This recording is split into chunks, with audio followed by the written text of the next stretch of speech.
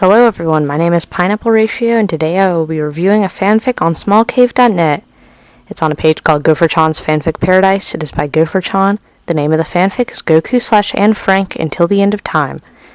I'm going to start with the author's note. Here we go. Hi, I'm Gofer-chan, and this is my first piece of fanfiction. It was my brother's idea, and Anne Frank/Dragon Ball Z crossover. I am big fans of both. You can tell it's winter already. Let's get started.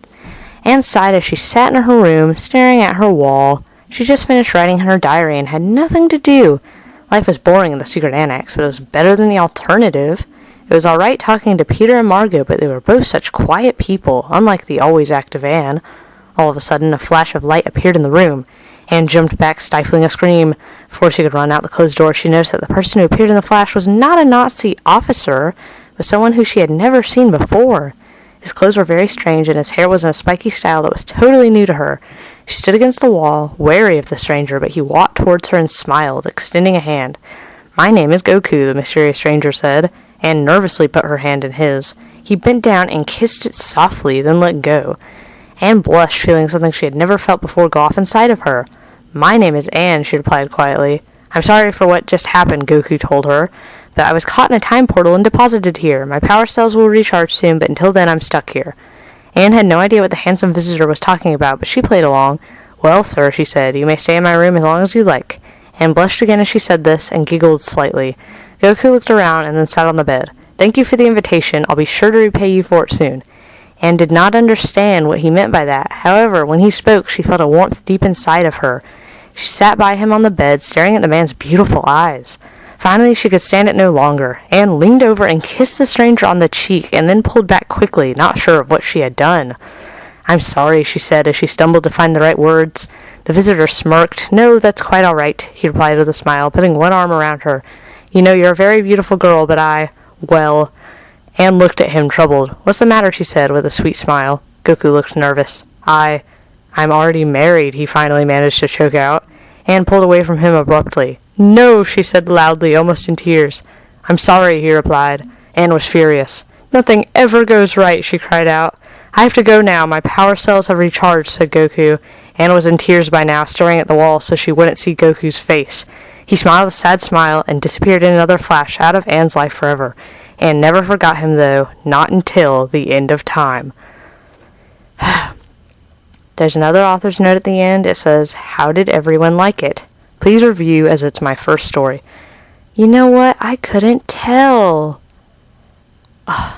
Okay, I'm not going to give my full take on the story just yet, because there's another chapter, but for now, I'm just going to say that when I first heard about this fanfic, I was appalled. I couldn't believe that someone would dare to write such a cheesy, crappy, stereotypical romantic story involving a character invented by Akira Toriyama, essentially for the purpose of comedy, being in love with, or even, any sort of romantic sense, just being with a girl who tragically died in World War II.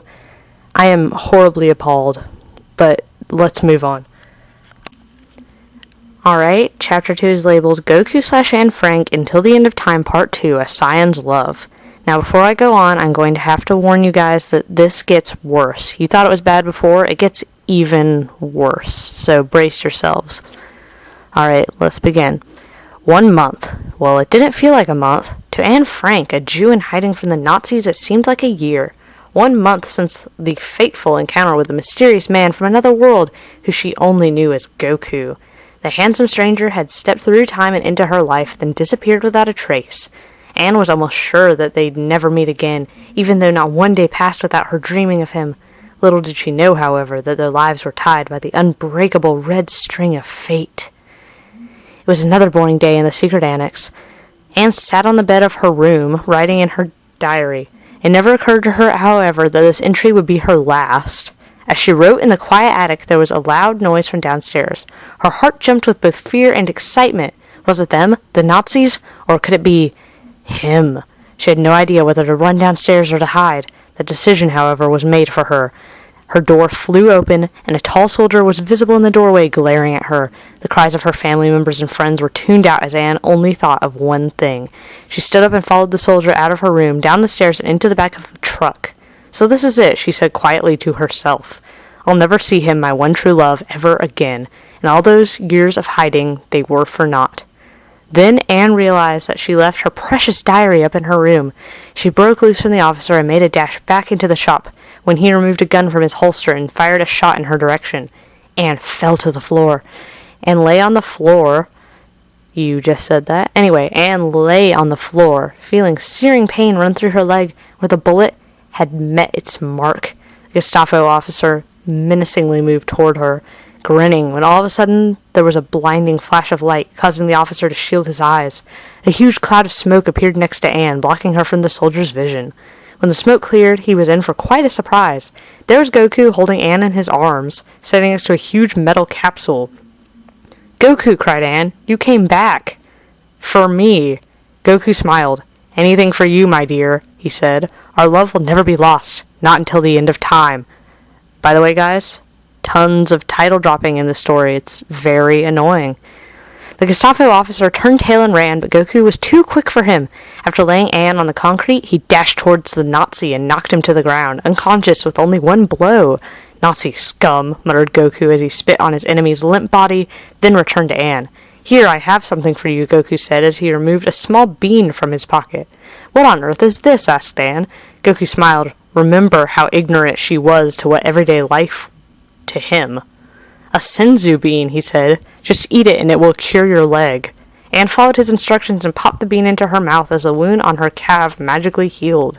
"Now come on," commanded Goku. "We've got some Nazi ass to kick." Anne jumped on the mysterious Saiyan's back as he launched off into the sky. After only a few moments, the two of them arrived in Berlin. Tanks were parading down the street as Adolf Hitler himself stood on a platform overlooking it all. "Stay here," Goku said, dropping Anne in a shaded area under a tree. He then flew straight towards the parade of tanks, fist outstretched, screaming as loud as he could.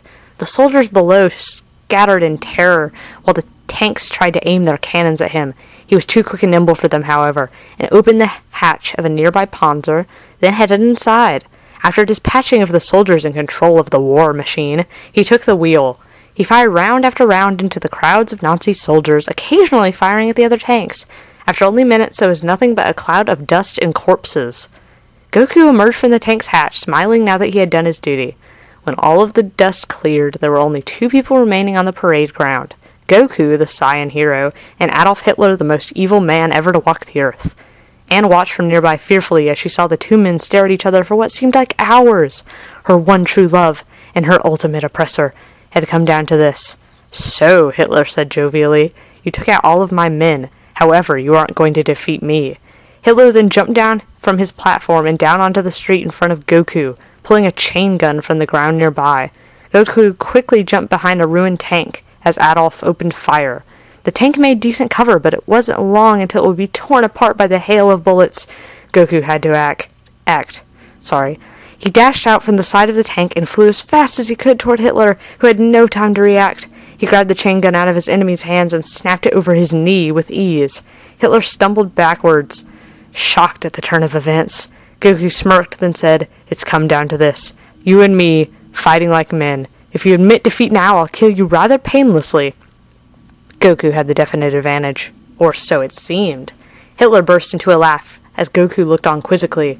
The mustachioed man slowly rose into the air as his brown hair and pencil mustache turned a blonde color and his brown eyes turned blue. Goku reeled in horror. Hitler continued laughing, then finally said, "Goku, you came here expecting to find a madman, but instead you found a god." Hitler had become a Super Saiyan. Anne looked on in awe, not sure what was going on. At first, it seemed like her lover would win the battle, but now she was not so sure. Goku now seemed scared of his opponent, and it was for a good reason. Hitler continued to speak. "Goku, can't you see? I've reached a power level 10 times anything you've ever achieved. Your fate is sealed, weakling." Even though the battle seemed unwinnable, Goku charged in, screaming at the top of his lungs. Every blow he struck with was deflected off of Hitler's rock-hard body. Hitler waited for Goku to tire himself out, then raised his fist and punched Goku. And one punch was enough. Goku was knocked across the street into a large propaganda poster of Hitler, thudding to the cold, hard ground. Hitler laughed, thinking that victory was in his hands at last.